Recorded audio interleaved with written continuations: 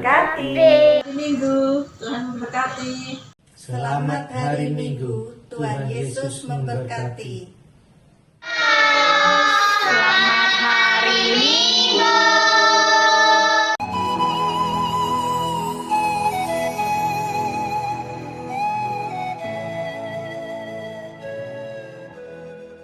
Roma 15 ayat 13. Semoga Allah sumber pengharapan memenuhi kamu dengan segala sukacita dan damai sejahtera dalam iman kamu, supaya oleh kekuatan Roh Kudus kamu berlimpah-limpah dalam pengharapan. Sukacita bermula dari hidup yang berfokus pada Tuhan. Selamat memasuki Minggu Advent yang ketiga. Tuhan Yesus memberkati. Salam MDS. Shalom, selamat hari Minggu Bapak dan Ibu yang terkasih di dalam Tuhan. Mari sebelum memulai ibadah pada hari Minggu ini, kita mengambil saat teduh sejenak.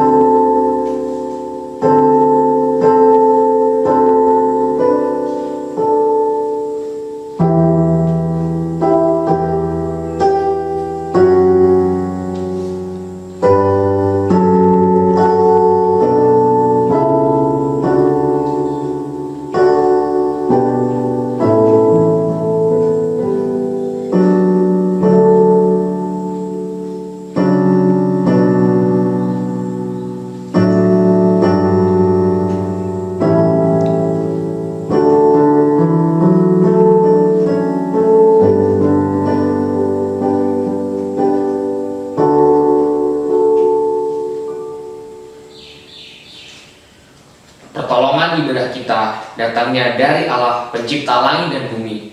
Turunlah atas kita kasih karunia dari Allah Bapa, Allah Putra, dan Allah Roh Kudus, menyertai ibadah kita dari awal hingga pada akhirnya. Bulan Desember ini merupakan bulan yang penuh sukacita dan penuh damai sejahtera. Sebab pada bulan ini telah dilahirkan seorang juru selamat untuk umat manusia. Oleh karena itu, marilah kita kabarkan berita ini melalui pujian Hai, siarkan di gunung.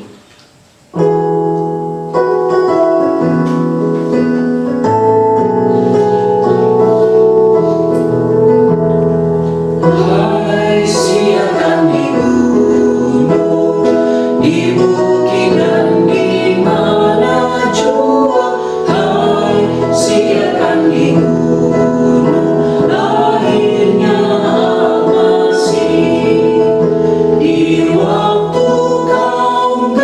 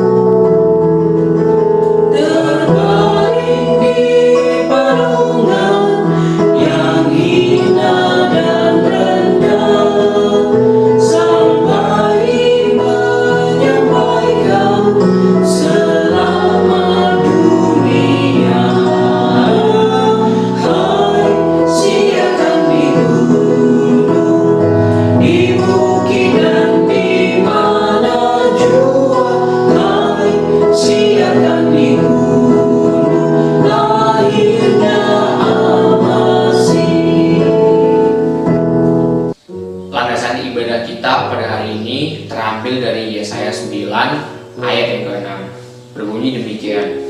Sebab seorang anak telah lahir untuk kita, seorang putra telah diberikan untuk kita. Lambang pemerintahan ada di atas bahunya, dan namanya disebutkan orang, Penasehat ajaib, Allah yang perkasa, Bapa yang kekal, Raja damai. Jemaat dipersilakan duduk kembali.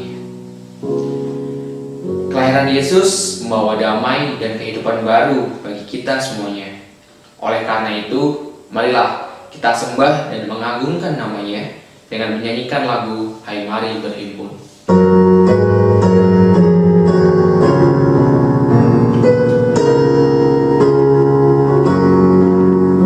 Hai mari berhimpun dan bersukaria, turutlah semua ke Betlehem.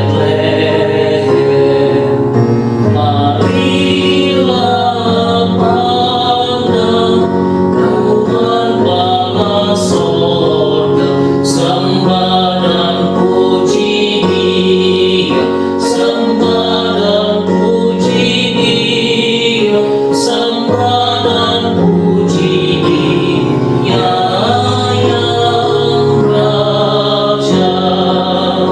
Bernyanyilah kamu tentara malaikat, turutlah bernyanyi manusia.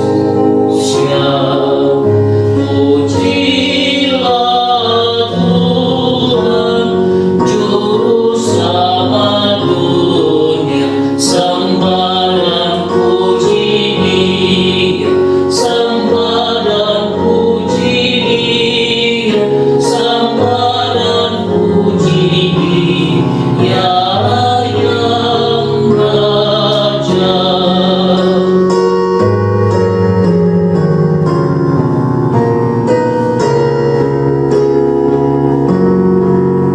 Yang Maha Mulia, lahirlah di bumi, sama benar dengan kita pun. Datanglah Dia mengampuni dosa, sembah dan puji Dia, sembah dan puji Dia, sembah dan puji Dia yang Raja.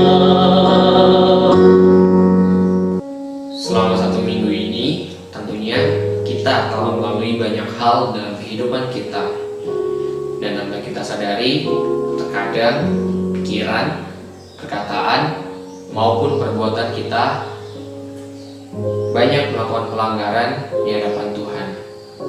Maka dari itu, marilah kita mengakui dosa kita di hadapannya. Ya Tuhan, kami datang ke hadirat-Mu pada hari ini. Kami sadar bahwa selama 1 minggu ini kami telah melakukan banyak pelanggaran dalam kehidupan kami. Entah itu melukai hati orang lain, melakukan kesalahan untuk orang yang kami kasihi, dan banyak hal yang kita telah lakukan kesalahannya. Kami memohon di hadapan-Mu ya Tuhan, kiranya Tuhan senantiasa mengampuni perbuatan kami yang telah salah selama 1 minggu ini, dan kiranya Tuhan mengampuni kami. Hanya di dalam nama Tuhan Yesus kami telah berdoa dan mengucap syukur. Amin. Berita anugerah pada hari ini terambil dari Yohanes 3 ayat 16. Berbunyi demikian. Karena begitu besar kasih Allah akan dunia ini, sehingga Ia mengaruniakan anaknya yang tunggal, Tuhan kita, supaya setiap orang yang percaya kepadanya tidak binasa, melainkan beroleh hidup yang kekal. Dan untuk petunjuk hidup baru terambil dari Roma pasal 15 ayat yang ke-13. Berbunyi demikian. Semoga Allah, sumber pengharapan, memenuhi kamu dengan segala sukacita dan damai sejahtera dalam iman kamu, supaya oleh kekuatan Roh Kudus kamu berlimpah-limpah dalam pengharapan. Jemaat diundang berdiri. Bersama orang percaya di segala abad, marilah kita mengikrarkan pengakuan kita, pengakuan iman rasuli. Pengakuan iman rasuli. Aku percaya kepada Allah, Bapa yang Maha Kuasa, Khalik langit dan bumi, dan kepada Yesus Kristus, Anaknya yang tunggal Tuhan kita, yang dikandung dari Roh Kudus, lahir dari anak darah Maria, menderita sengsara, di bawah pemerintahan Pontius Pilatus, disalibkan, mati dan dikuburkan, turun ke dalam kerajaan maut. Pada hari yang ketiga, bangkit pula dari antara orang mati, naik ke sorga, duduk di sebelah kanan Allah, Bapa yang Maha Kuasa, dan dari sana Ia akan datang untuk menghakimi orang yang hidup dan yang mati. Aku percaya kepada Roh Kudus, gereja yang kudus dan am, persekutuan orang kudus, pengampunan dosa, kebangkitan tubuh, dan hidup yang kekal. Amin. Jemaat dipersilakan duduk kembali. Bersama kita akan memasuki pelayanan doa syafaat. Mari kita berdoa. Ya Tuhan, terima kasih untuk setiap penyertaan dan berkat yang Kau berikan kepada kami hari ini. Kami di sini berdoa untuk pandemi yang ada di negara kami dan di negara-negara lain. Kiranya tangan dan kuasa Tuhan senantiasa bisa ubahkan dan pulihkan keadaan di negara ini agar bisa kembali lancar ya Tuhan. Meskipun akhir-akhir ini pandemi sempat naik lagi di Indonesia, kiranya dengan saling bahu-membahu kita bisa melalui masa sulit ini, dan kiranya dengan penyertaan Tuhan apapun bisa berubah dengan lebih baik lagi ke depannya. Kami di sini juga berdoa untuk Natal yang akan diadakan ya Tuhan. Kiranya Natal yang akan diadakan bisa berjalan dengan baik. Meskipun banyak sekali perubahan yang harus dilakukan di tahun ini, kiranya esensi dari Natal itu sendiri tidak berubah sama sekali, di mana Tuhan akan memberikan damai sejahtera dan kasih karunia-Nya kepada kita. Kami juga berdoa untuk program kerja gereja yang akan diadakan tahun depan ya Tuhan. Kiranya program kerja tersebut bisa berjalan dengan lancar, dan kiranya para majelis bisa memberikan pemikiran yang baik agar berjalannya gereja ke depan bisa lebih baik lagi, dan dengan itu nama Tuhan bisa dimuliakan. Terima kasih ya Tuhan, terpujilah nama-Mu kini dan selamanya. Hanya di dalam nama Tuhan Yesus kami telah berdoa dan mengucap syukur. Amin. Bersama kita akan mendengarkan firman Tuhan yang akan dibawakan oleh Evangelis Ernie. Saya persilahkan. Salam damai sejahtera jemaat yang dikasihi oleh Tuhan. Hari ini kita boleh bersama-sama bersyukur sebagaimana ada hari ini kita. Semuanya adalah karena berkat kasih anugerah Tuhan. Saudara yang dikasihi oleh Tuhan, sebelum kita bersama-sama merenungkan kebenaran firman Tuhan, mari bersama-sama kita berdoa. Tuhan Yesus, terima kasih. Kami bersama-sama hari ini boleh berada di dalam akhir tahun 2020. Ya Tuhan, kami ada sebagaimana kami ada hari ini. Semuanya adalah karena berkat, kasih, anugerah, dan pimpinan Tuhan di dalam sepanjang kehidupan kami. Kami bersyukur tiap-tiap kali Tuhan tiba hari Sabat, kami boleh bersama-sama beribadah secara online. Kami percaya itu pun semuanya berada di dalam anugerah Tuhan bagi kami. Ya Tuhan, kami bersama-sama akan merenungkan kebenaran firman-Mu. Kami percaya Roh Allah bersama-sama dengan kami, agar kami mengerti akan kebenaran firman-Mu, dan agar kami ya Tuhan boleh melakukannya sesuai dengan apa yang Tuhan perintahkan kepada kami. Terima kasih Tuhan, berkati hamba-Mu yang menyampaikan, berkati akan setiap orang-orang yang mendengarkan saat ini. Kami percaya Tuhan berkenan. Hanya di dalam satu nama, Tuhan kami Yesus Kristus, kami ini sudah berdoa dan mengucapkan syukur. Amin. Saudara yang dikasihi oleh Tuhan, hari ini pembacaan Alkitab kita ambil di dalam Lukas pasalnya yang kedua, ayatnya yang ke-1 sampai dengan ayatnya yang ke-7. Mari bersama-sama kita memperhatikan dan saya akan membacakannya. Lukas pasalnya yang kedua, ayatnya yang ke-1 sampai dengan ayatnya yang ke-7 berbunyi demikian. Kelahiran Yesus. Pada waktu itu, Kaisar Agustus mengeluarkan suatu perintah, menyuruh mendaftarkan semua orang di seluruh dunia. Inilah pendaftaran yang pertama kali diadakan sewaktu Kirenius menjadi wali negeri di Syria. Maka pergilah semua orang-orang mendaftarkan diri masing-masing ke kotanya sendiri. Demikian juga Yusuf pergi ke kota Nazaret di Galilea ke Yudea, ke kota Daud yang bernama Bethlehem, karena ia berasal dari keluarga dan keturunan Daud, supaya didaftarkan bersama-sama dengan Maria, tunangannya, yang sedang mengandung.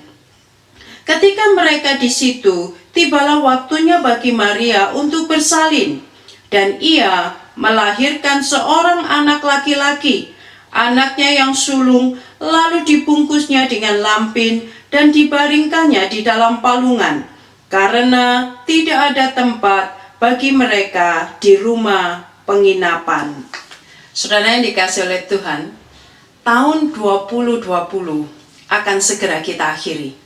Hari ini kita sudah memasuki bulan Desember. Saudara, kita patut mengucapkan syukur di hadapan Tuhan. Kita ada sebagaimana kita ada hari ini. Semuanya adalah anugerah Tuhan. Saudara, tahun 2020, sejak awal di dalam tahun ini dimulai, seluruh kehidupan manusia berubah drastis.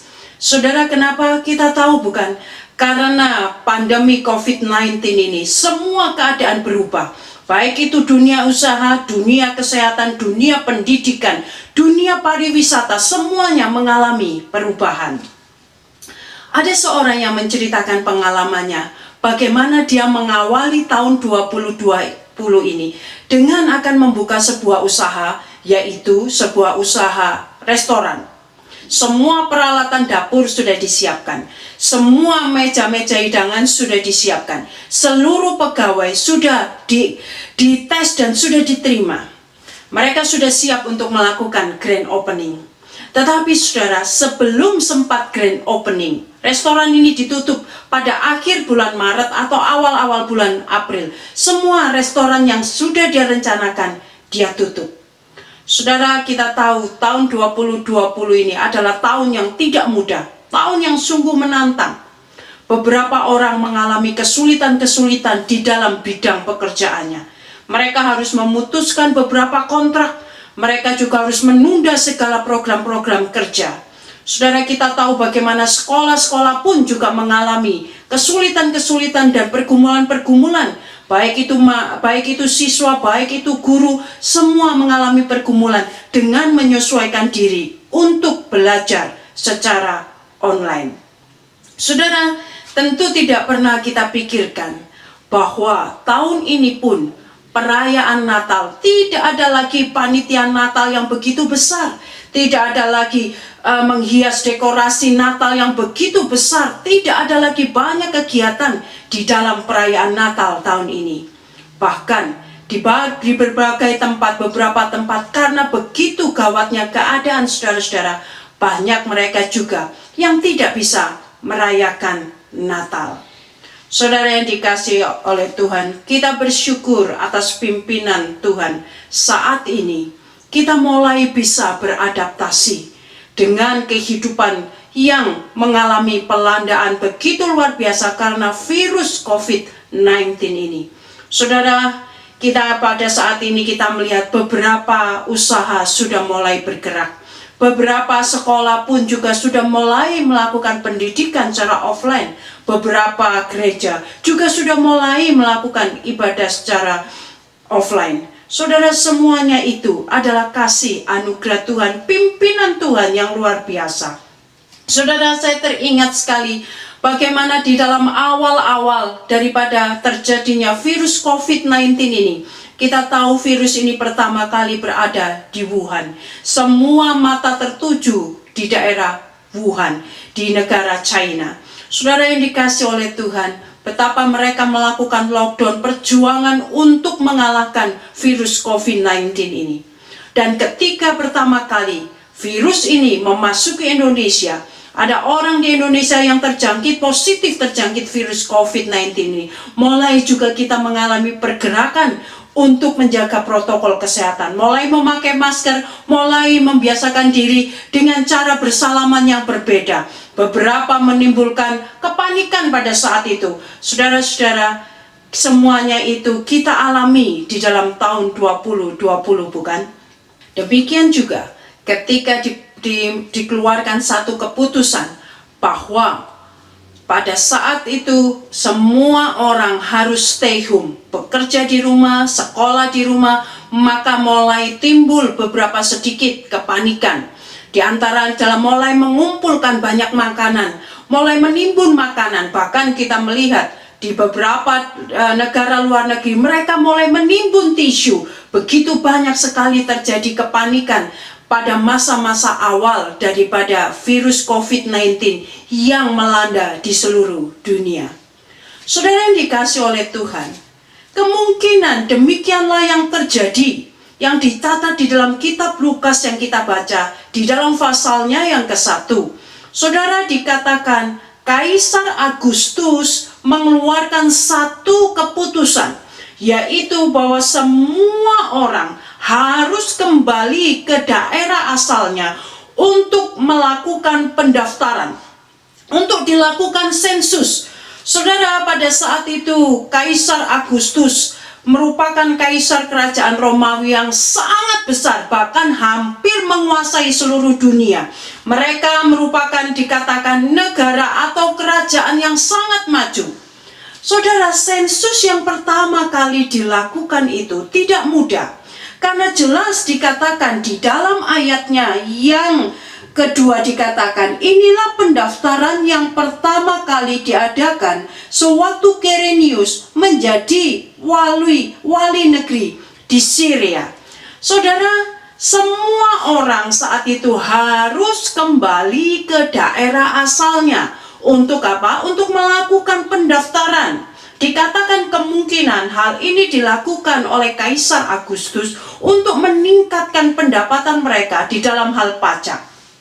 Saudara, tidak terkecuali Yusuf dan Maria mendengarkan juga perintah daripada Kaisar Agustus dan mereka harus melaksanakannya.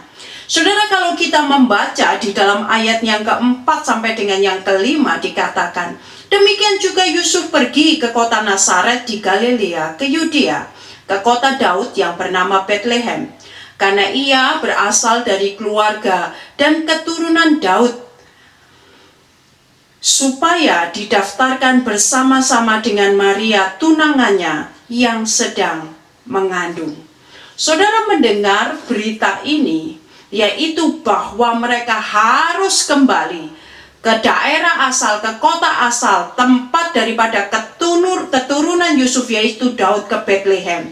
Mereka juga harus mendaftarkan. Saat itu situasi mungkin juga mengalami kepanikan. Mereka harus meninggalkan keluarganya, mereka harus meninggalkan usahanya untuk menempuh perjalanan yang tidak mudah. Ingat saudara, pada masa itu belum ada pesawat, belum ada mobil, belum ada kendaraan sepeda motor, belum ada handphone. Semua harus ditempuh dengan jalan darat.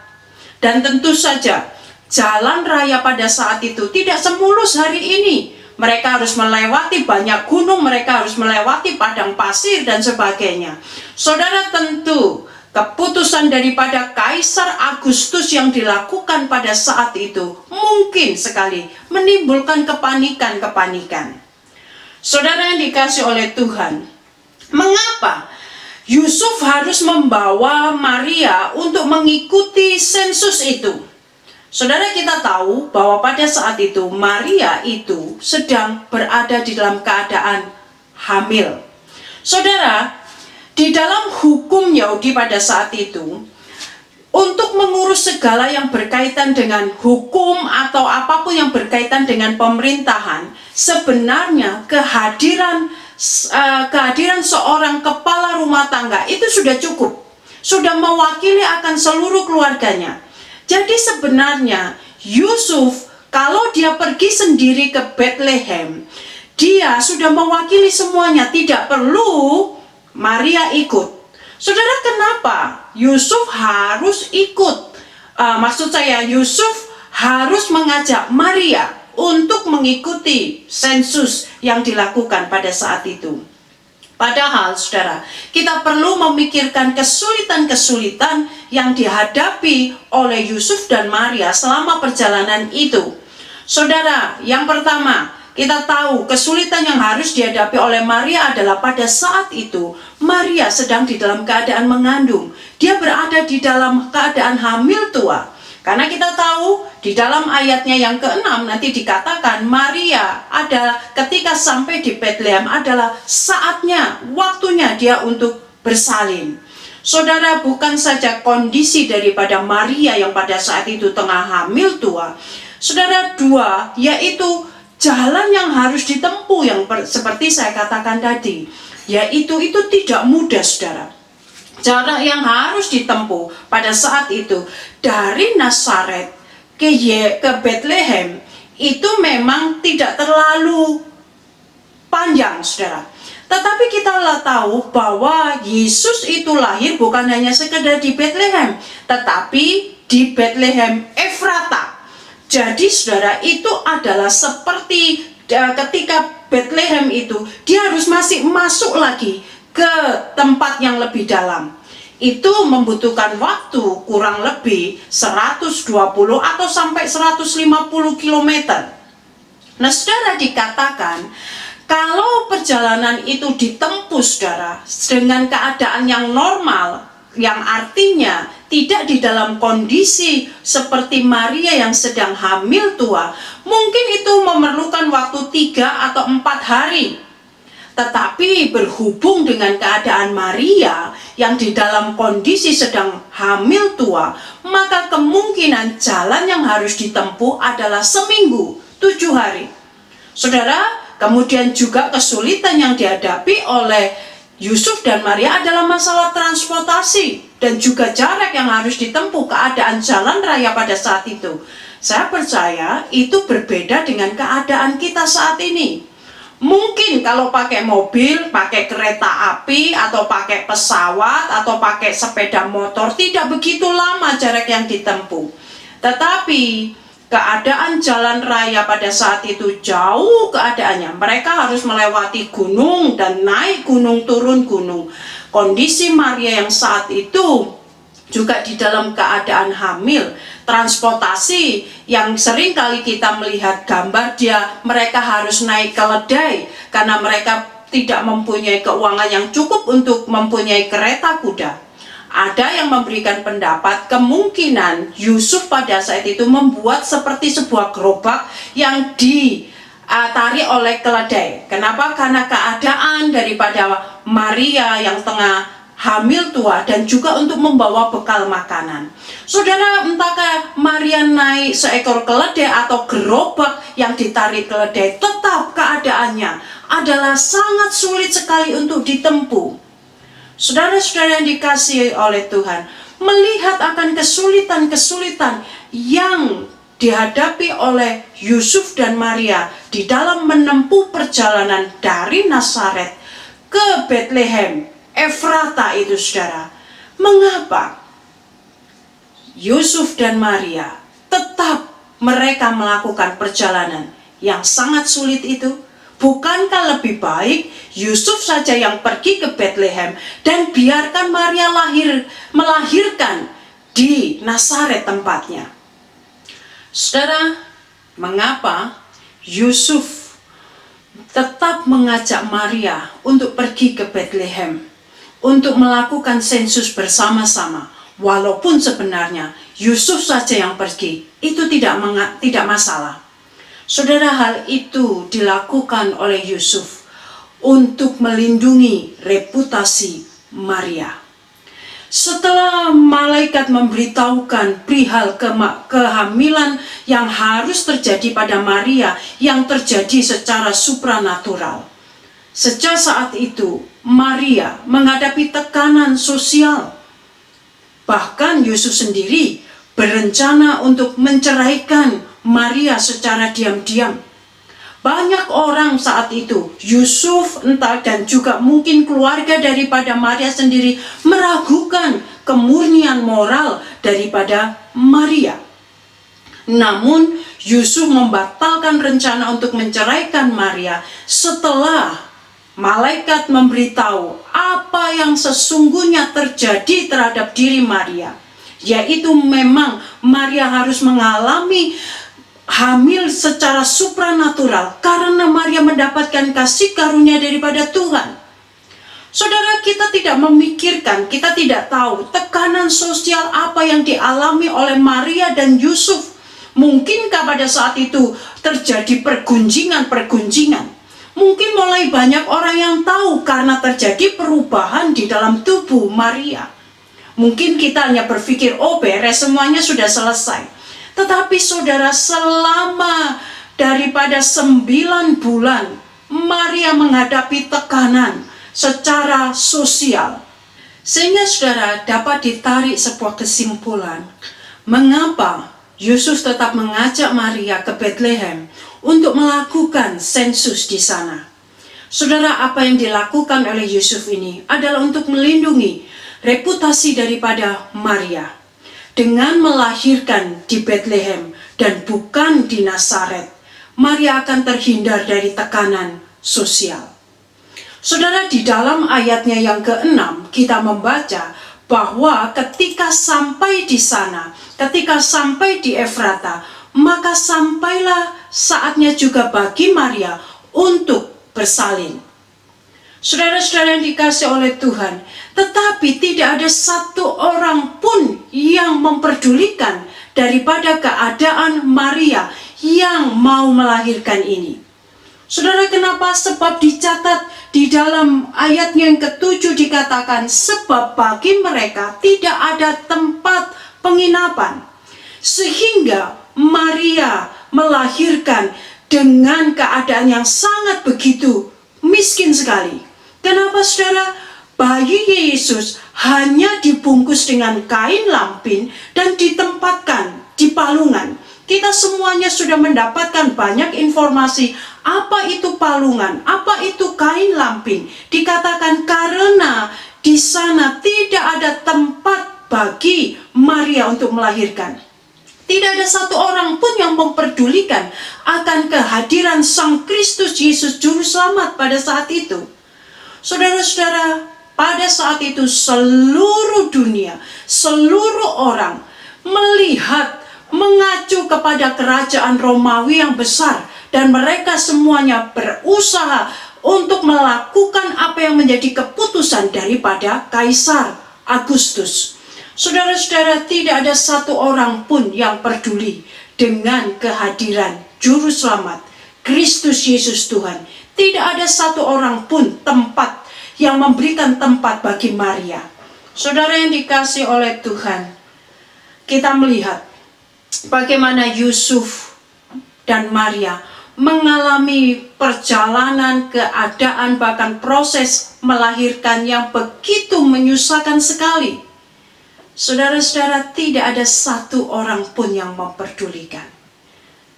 Sekalipun hal itu terjadi, saudara, bahwa Yusuf dan Maria harus mengalami perjalanan yang begitu menyusahkan. Bahkan proses melahirkannya pun yang begitu menyusahkan mereka, saudara.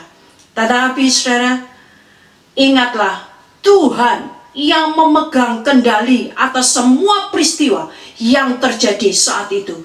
Tuhan yang mempunyai daulat untuk melakukan semua peristiwa yang terjadi saat itu, bukan Kaisar Agustus. Saudara yang dikasih oleh Tuhan, mengapa Kaisar Agustus membuat keputusan untuk mengadakan sensus yang pertama kali yang belum pernah dilakukan pada saat itu? Saudara, menurut catatan sejarah, itu dilakukan karena Kaisar Agustus, kerajaan Romawi, ingin mengukir sejarah di dalam dunia ini, bahwa mereka yang pertama kali mengadakan sensus dan mereka ingin mendapatkan kenaikan pendapatan di dalam hal pajak. Saudara-saudara, mengapa Yusuf membawa Maria untuk pergi ke Bethlehem walaupun di dalam keadaan yang begitu sulit sekali. Menurut pandangan sejarah budaya saat itu adalah demi melindungi reputasi Maria yang mengalami tekanan sosial pada saat itu. Menurut sudut pandang manusia dan sejarah, demikianlah alasannya. Namun saudara, sesungguhnya semuanya itu terjadi oleh karena apa saudara? Oleh karena Allah tengah menyampaikan satu rangkaian sejarah keselamatan yang begitu sempurna. Semuanya itu sudah dinubuatkan. Semuanya itu terjadi di dalam satu rangkaian karya keselamatan yang Tuhan sudah rencanakan sejak dari kekal. Saudara, semuanya itu dinubuatkan oleh Nabi Mika yang dicatat di dalam kitab Mika pasalnya yang kelima, ayatnya yang ke-1, berbunyi demikian. Mika 5 ayat yang ke-1. Tetapi engkau, hai Bethlehem Efrata, hai yang terkecil di antara kaum-kaum Yehuda, daripadamu akan bangkit bagiku seorang yang akan memerintah Israel, yang permulaannya sudah sejak purbakala, sejak dahulu kala.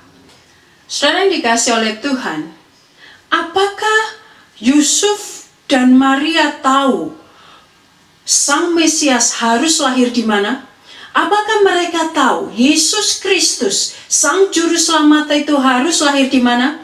Mereka tidak tahu, saudara. Mereka bukan ahli Taurat yang mengetahui tentang nubuatan Nabi Mika itu. Allah lah yang menggerakkan hati Kaisar Agustus untuk mengadakan sensus penduduk guna menggenapi akan nubuatannya tentang Bethlehem. Keputusan daripada Kaisar Agustus itu mau tidak mau membuat Yusuf dan juga Maria harus pindah ke Bethlehem, harus mendaftarkan diri ke Bethlehem, tempat di mana Sang Mesias harus lahir. Alkitab di dalam kitab Mika sudah menubuatkan bahwa Sang Mesias itu harus lahir di Efrata, di Bethlehem Efrata. Maka Ibu Yesus juga harus pergi ke Bethlehem. Sehingga semua peristiwa yang terjadi itu merupakan penggenapan daripada nubuatan Allah untuk menyatakan apa yang telah dirancangkannya, yaitu rencana keselamatan. Saudara yang dikasih oleh Tuhan, sementara kerajaan Romawi sibuk untuk mengukir sejarah, dan sementara dua orang yang sederhana yang begitu dengan taat menuruti apa yang menjadi kehendak Allah atas hidupnya, saudara, mentaati semua kesulitan-kesulitan yang harus dia hadapi. Sesungguhnya yang terjadi adalah semuanya itu merupakan penggenapan nubuat daripada Allah yang telah ditetapkannya di dalam akan menyampaikan rencana keselamatan bagi seluruh umat manusia. Kita mengerti sekarang apa yang dikatakan oleh firman Tuhan, apa yang diajarkan oleh firman Tuhan, bahwa yang terjadi di dalam kehidupan Maria dan Yusuf, yang terjadi atas keputusan daripada Kaisar Agustus untuk melakukan sensus pada waktu itu yang pertama kali diadakan, adalah untuk menggenapi nubuatan Allah yang telah ditetapkan di dalam kekekalan, yaitu bahwa Juru Selamat Yesus Kristus harus lahir di Bethlehem, di tempat yang begitu tidak layak, yaitu hanya dibungkus kain lampin dan ditempatkan di palungan.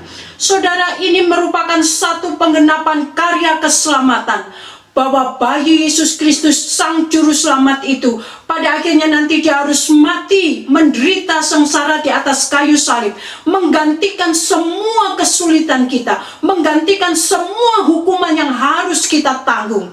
Saudara yang dikasih oleh Tuhan, kita mengerti bahwa Allah yang memegang kendali atas seluruh kehidupan umat manusia, Allah yang memegang kendali atas seluruh sejarah yang terjadi di dalam dunia ini, untuk menggenapkan karya keselamatan bagi engkau dan saya.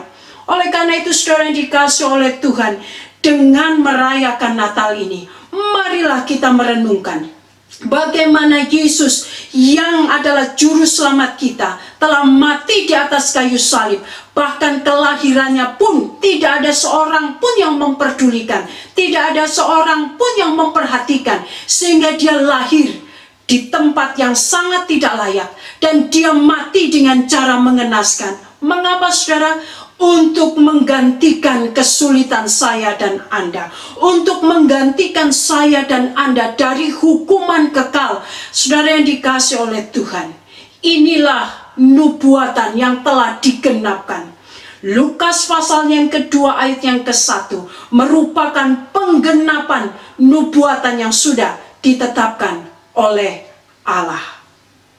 Saudara yang dikasihi oleh Tuhan, Allah yang memegang kendali atas seluruh kehidupan umat manusia, Allah yang memegang kendali atas seluruh sejarah dunia ini. Allah akan menggenapkan seluruh rencananya, seluruh rencana keselamatannya yang sudah direncanakan bagi Anda dan saya. Dan Allah tidak bergantung kepada siapapun. Allah tidak bergantung dan akan memakai siapapun. Saudara, Kaisar Agustus itu sangat angkuh dan sombong. Dia menyamakan dirinya dengan Allah karena bisa menguasai sebagian besar daripada negara-negara saat itu. Tetapi Allah hanya memakai dia sebagai alatnya untuk menggenapi nubuatan. Allah bisa memakai siapapun. Allah bisa memakai Yusuf dan Maria, orang yang begitu sederhana, orang yang begitu miskin, orang yang tidak mengetahui kedalaman firman Tuhan, nubuatan tentang Nabi Mika. Tetapi orang sederhana, tulus hati, orang yang mau taat, orang yang mau dan rela menyusahkan diri demi pekerjaan Tuhan dan kehendak Tuhan. Saudara-saudara, kalau kita membaca bagaimana Maria dan Yusuf juga diperintahkan oleh Tuhan untuk pergi ke Mesir menghindari pembantaian yang dilakukan oleh Raja Herodes, itu pun juga mereka harus menanggung kesusahan hidup di negara yang baru, di negeri Mesir. Tetapi orang-orang yang tulus ini, Yusuf dan Maria, orang sederhana dan yang tulus ini, mereka berani menanggung kesusahan untuk melakukan kehendak Tuhan dan perintah Tuhan. Saudara-saudara yang dikasihi oleh Tuhan, Allah memegang kendali atas segala sesuatu. Demikian juga dengan kehidupan kita. Saudara, mari kita merenungkan. Apakah kita percaya? Apakah kita sadar bahwa setiap hari-hari yang kita lewati, entahkah itu baik atau buruk, entahkah itu saudara menyukakan atau mendukakan, apakah kita tetap percaya bahwa Allah yang memegang kendali atas kehidupan kita? Saudara-saudara yang dikasihi oleh Tuhan, percayalah, Allah yang memegang kendali, Allah yang mengatur keadaan-keadaan kita untuk mengarahkan kita kepada jalan-jalan yang telah diberikan kepada kita, kepada rencana yang telah dipersiapkan untuk kita. Saudara yang dikasihi oleh Tuhan, kalau kita mengerti bahwa Allah yang memegang kendali atas kehidupan sejarah umat manusia, bahwa Allah yang memegang kendali atas seluruh kehidupan sejarah di dunia ini, saudara-saudara, maka Allah pun yang juga akan terus mengendalikan kehidupan kita, kehidupan keluarga kita, kehidupan daripada masa depan anak-anak kita. Percayalah, Allah mempunyai rencana yang indah. Allah telah mengatur dengan begitu sempurna supaya kita hidup di dalam kehendaknya, supaya kita hidup sebagai orang-orang umat pilihannya yang telah dipilih, yang telah dikuduskan. Saudara-saudara yang terkasih di dalam Tuhan, mari kita melihat Yeremia 29 ayat yang ke-11. Yeremia 29 ayat yang ke-11 berbunyi demikian. Sebab aku ini mengetahui rancangan-rancangan apa yang ada padaku mengenai kamu. Demikian firman Tuhan, yaitu rancangan damai sejahtera dan bukan rancangan kecelakaan, untuk memberikan kepadamu hari depan yang penuh harapan. Saudara, melalui firman Tuhan yang kita baca tadi, Yeremia 29 ayat yang ke-11. Jikalau Allah sudah mempunyai rancangan-rancangan masa depan kita yang penuh harapan, jikalau Allah yang mengatur segala keadaan kita, jikalau Allah yang memegang kendali atas seluruh sejarah kehidupan manusia, maka hal yang paling buruk sekalipun yang kita alami, percayalah, itu pun berada di dalam kuasa kendali Tuhan. Allah yang memegang kendali. Entahkah keadaan seburuk apapun yang dialami oleh keluarga kita, gereja kita, pelayanan kita, anak-anak kita, bahkan usaha kita, percayalah dan ingatlah, Tuhan yang memegang kendali. Saudara, di dalam masa-masa pandemi, masa-masa resesi ekonomi ini, keadaan bisa semakin memburuk, atau keadaan bisa semakin membaik, atau keadaan bisa semakin menantang kehidupan kita ke depan. Tetapi ingatlah, Allah memiliki rancangan-rancangan yang indah atas hidup kita, dan Allah yang memegang kendali atas kehidupan seluruh umat manusia, seluruh sejarah dunia ini. Dan saya pun percaya Allah yang memegang kendali atas apa yang terjadi di dalam peristiwa tahun 2020 ini.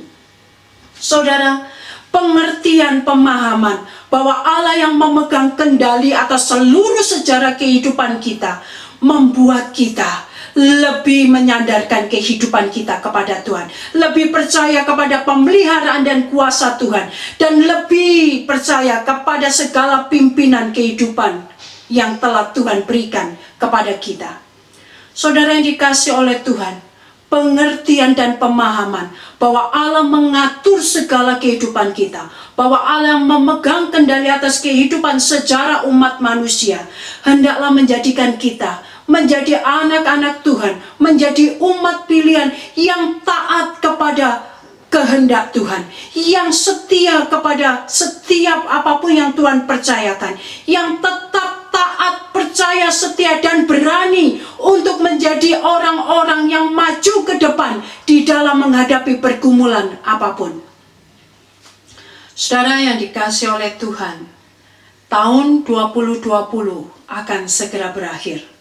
Dan kita akan menyongsong tahun 2021.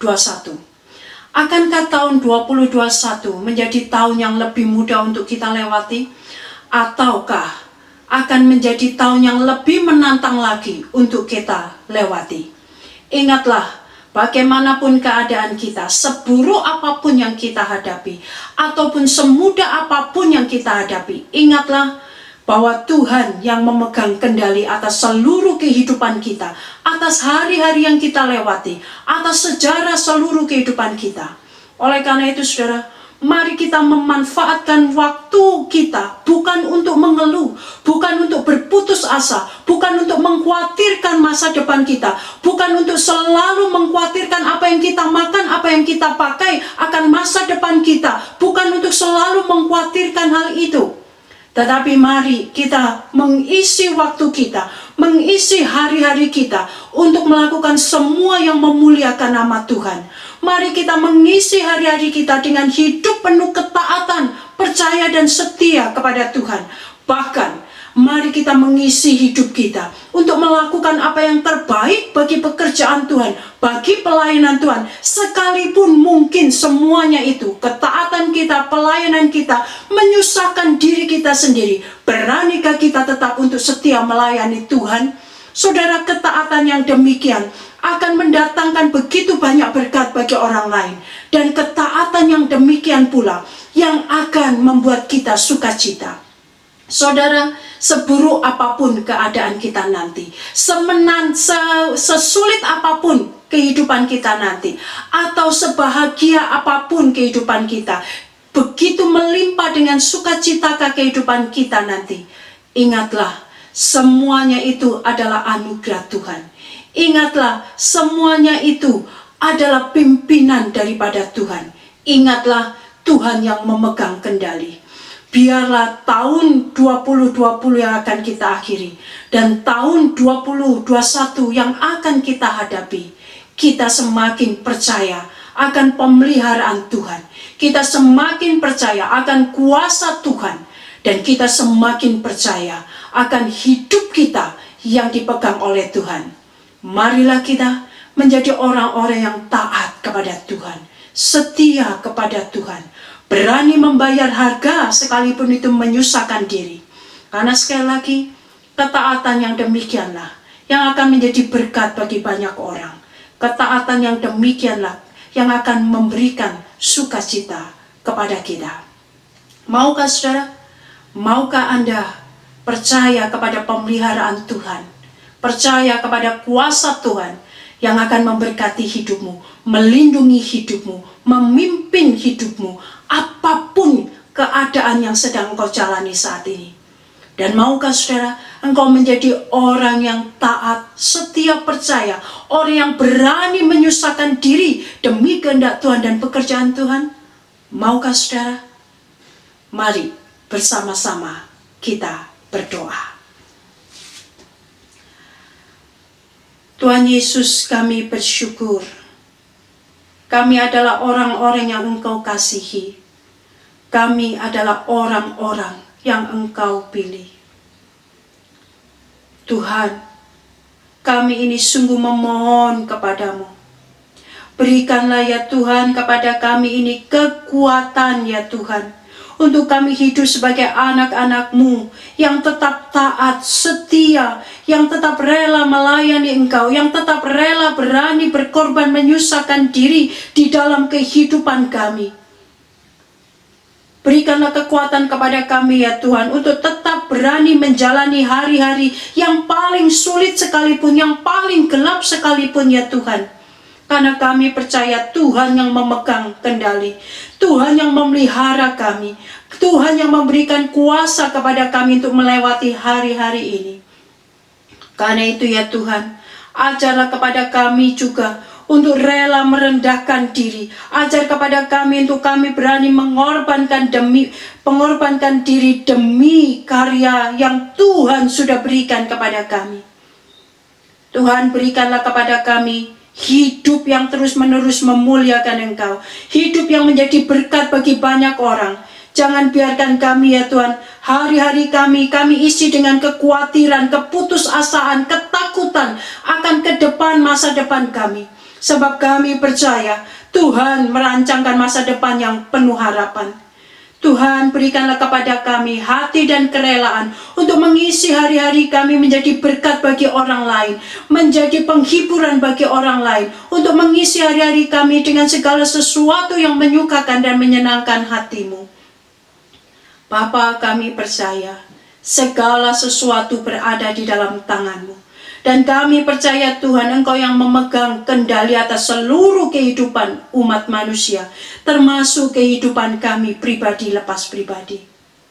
Oleh karena itu Tuhan, berikanlah hati kami yang teguh, berikanlah kami hati yang kuat, dan berikanlah hati kami yang melekat kepadamu, untuk kami menghadapi hari-hari depan kami bersama dengan Tuhan.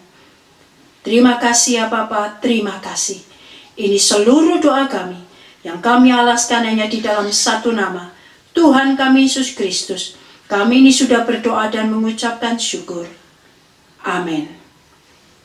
Tuhan Yesus memberkati kita semuanya. Terima kasih kepada Evangelis Erni yang telah menyampaikan firman Tuhan. Kiranya firman yang disampaikan bisa membawa kekuatan dan pengharapan baru bagi kita semuanya. Bapak Ibu yang terkasih di dalam Tuhan, marilah kita memberikan yang terbaik dari yang kita punya dengan menaikkan pujian, Dia lahir untuk kami.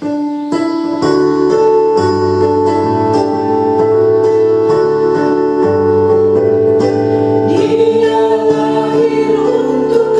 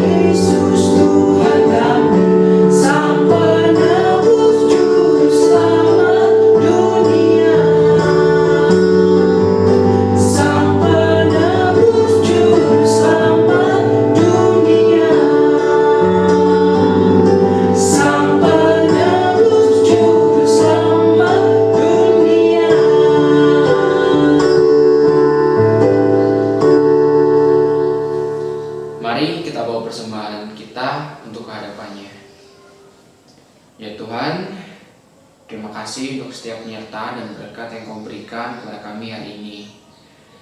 Dengan ini kami membawa persembahan kami yang terbaik dari yang kami punya, dan kiranya persembahan ini bisa membawa kemuliaan bagi nama-Mu, dan kiranya bisa dipergunakan dengan lebih baik lagi. Terima kasih ya Tuhan, hanya di dalam nama Tuhan Yesus kami telah berdoa dan mengucap syukur. Amin. Kita akan memperhatikan warta untuk minggu ini. Puji namanya, puji namanya, puji muliakan namanya. Puji namanya, puji namanya, puji muliakan namanya. Puji namanya, puji namanya, puji muliakan namanya. Puji namanya, puji namanya, puji muliakan namanya. Untuk menutup ibadah pada hari Minggu ini, kita akan menaikkan doksologi dan doa berkat yang akan dipimpin oleh Pendeta Eliatman. Saya persilahkan.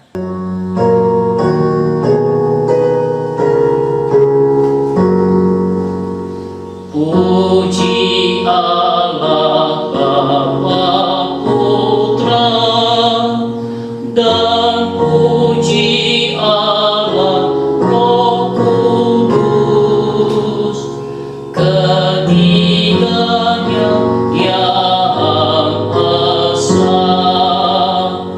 Pohon sama sumber berkat.